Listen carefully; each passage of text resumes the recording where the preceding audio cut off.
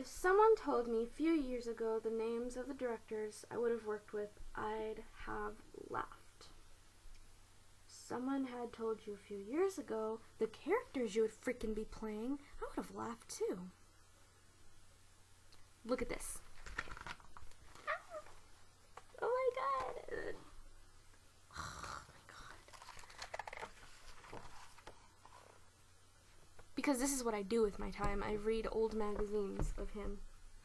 It's on the cover. Okay. I am going to talk to you guys about my favorite performances by Cillian Murphy. He plays in a lot of movies, and there's a lot of roles that some people would have preferred him more in, but these are the roles that I like.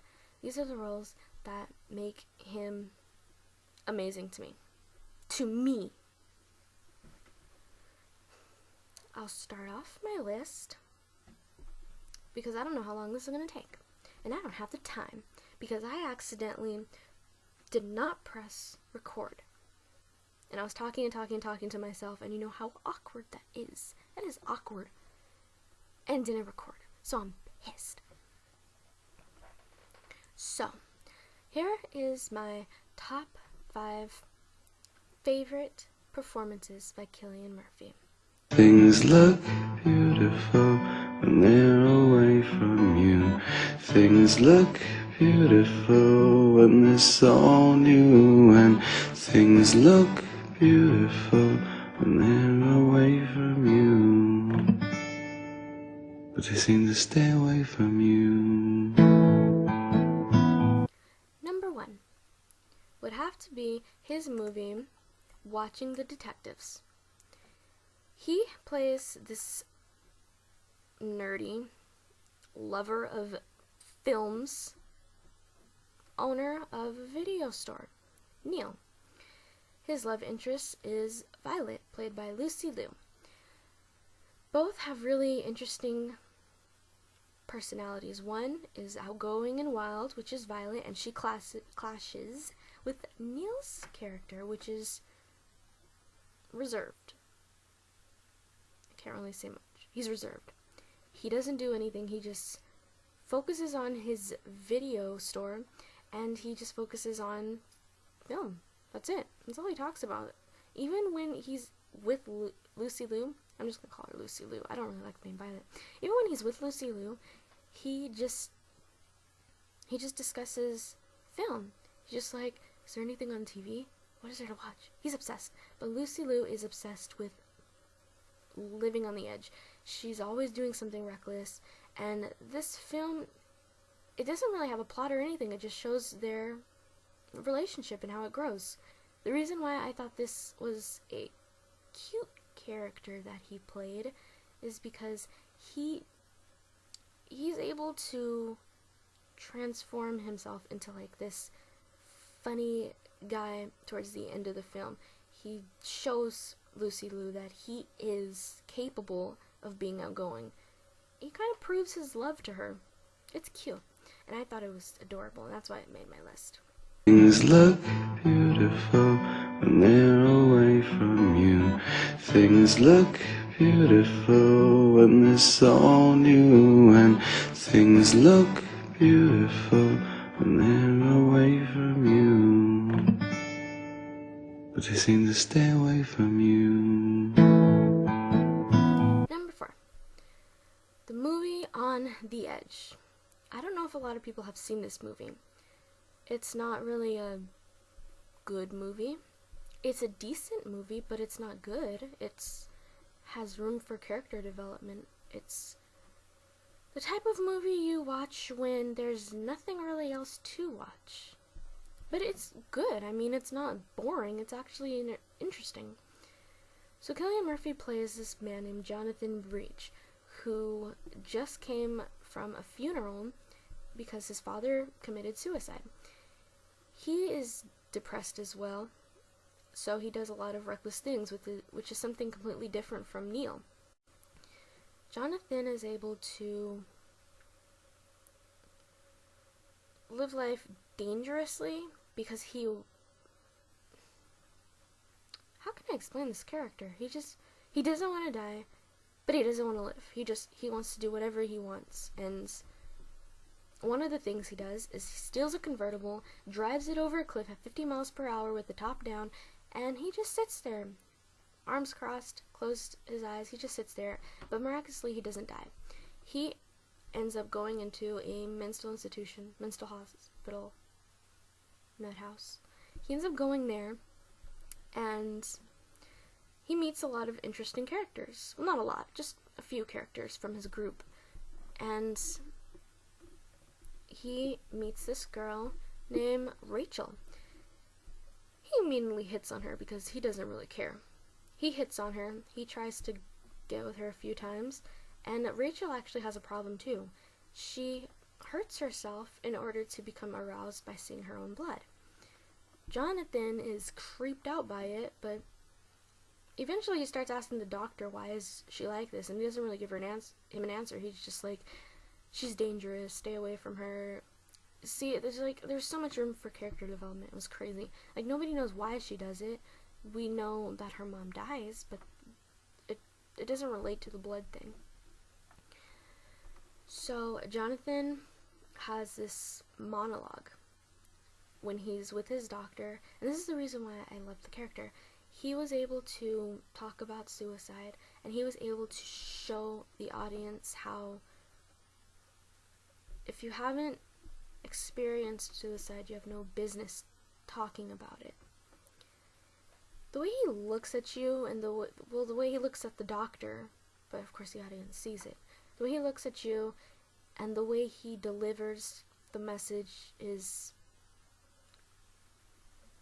terrifying. I thought it was terrifying because it got to you. You know he's just an actor, and you know this isn't real, but he got to you. Like, the way he looked, it just seemed like you wanted to give him a hug. You wanted to just stop them from filming, and you wanted to say, Cillian, what's wrong? Tell me what's wrong with you. But that didn't happen. And that's why I like his character Jonathan, is because he was able to deliver really strong messages, and he was able to look at you really strongly, and it's always those blue eyes that get to you. Things look beautiful when they're away from you. Things look beautiful when they're so new, and things look beautiful when they're away from you, but they seem to stay away from you. Number 3 would have to be the movie Red Eye.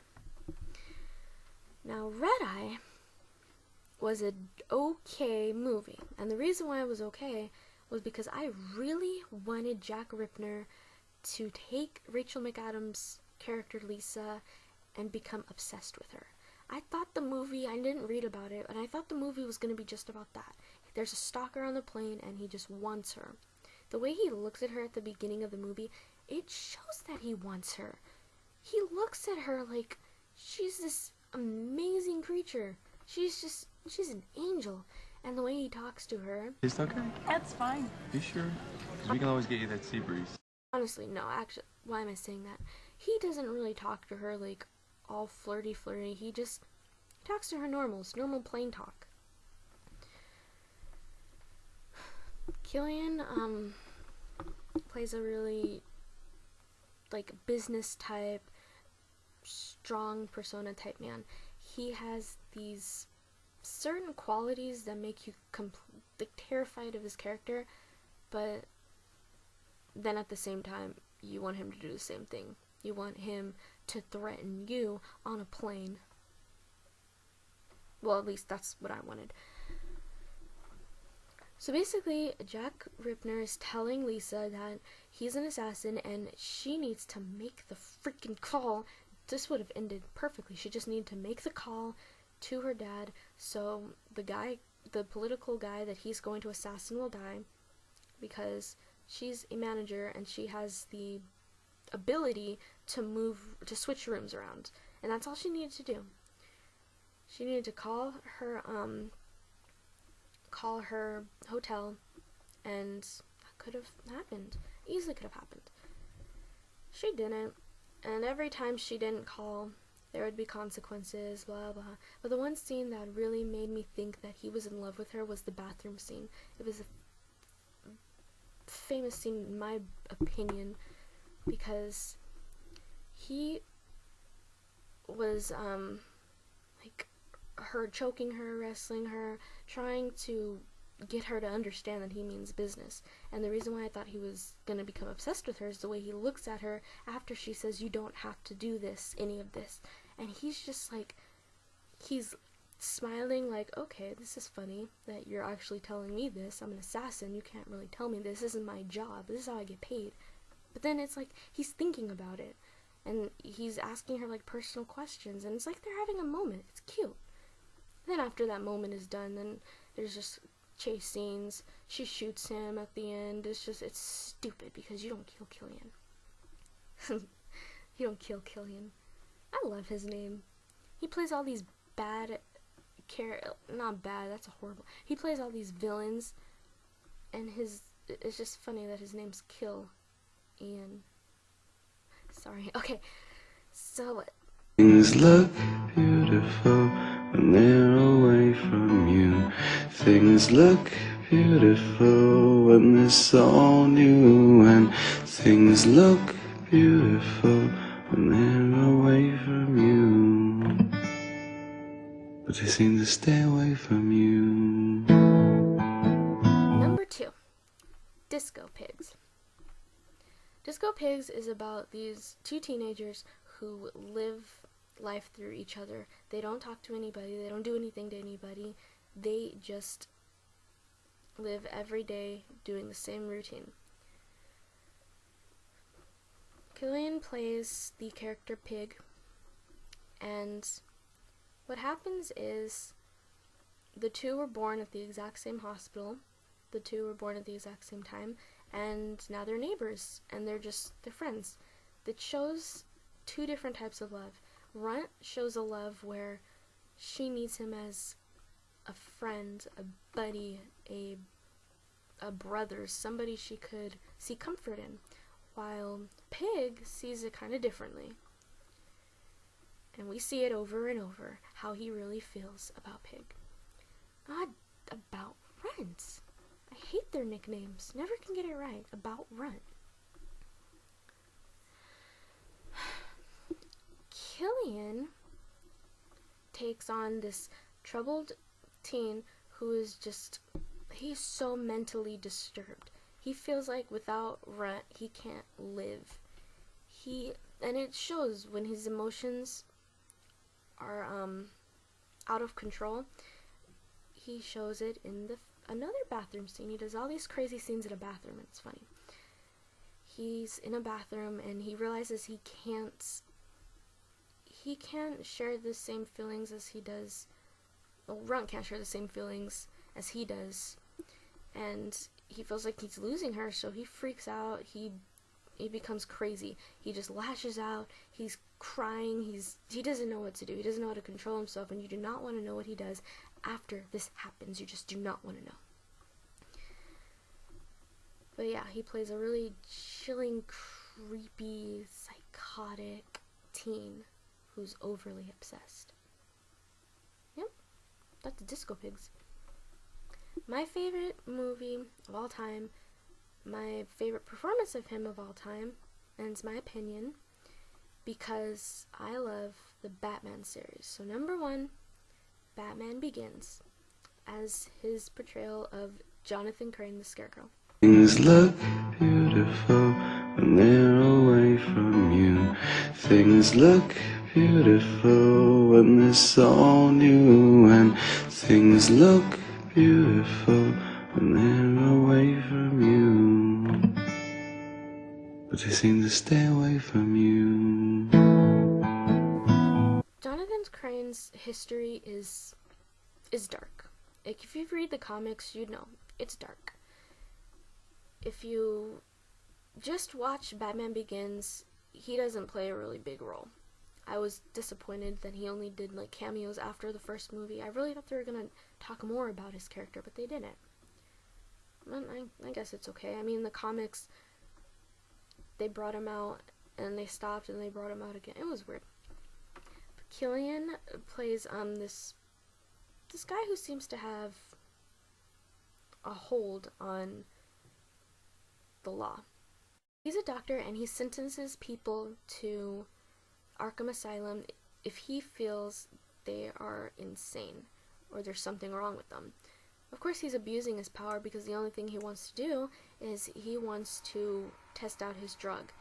The drug brings out your darkest fears, and he loves studying fears. It's what he does.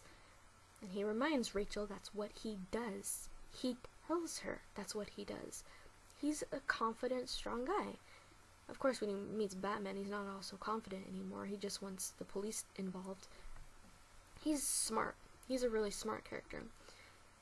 And Cillian delivers it where he's not intimidated by men like of a higher my cat. He's not intimidated by men of a higher like stature than him. He's not intimidated by a man who's stronger than him. He does what he wants to do, and you can look at him and you can see there's something off with him. That's why Rachel got drugged, because she asked too many questions. And this is why my cat wants to go out, so I'm going to finish this up. But yeah, Cillian Murphy has the best character portrayal. Stop it!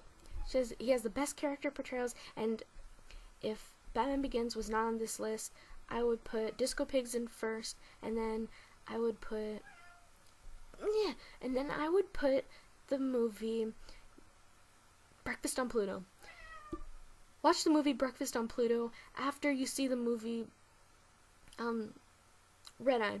Yeah, watch a dominant man and then watch him play a female. And yeah, I gotta go because my cat is I'm gonna kill my cat. Okay? So, bye!